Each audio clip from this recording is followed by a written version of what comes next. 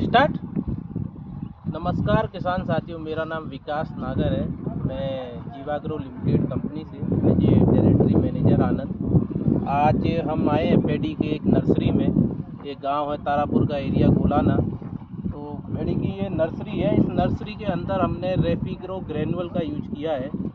तो इसके अंदर में जब हमने 5-6 दिन पहले इसका कंडीशन जो था पूरा सूखा हुआ था।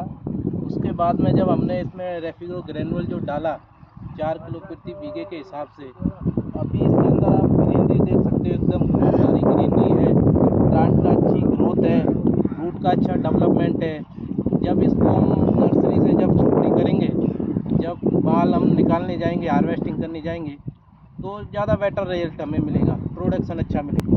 तो बाकी किसान से यही निवेदन है कि रेफिग्रो ग्रेनुअल का एक बार आप यूज करो। थैंक यू, धन्यवाद। ભાઈ આવું બોલવાનું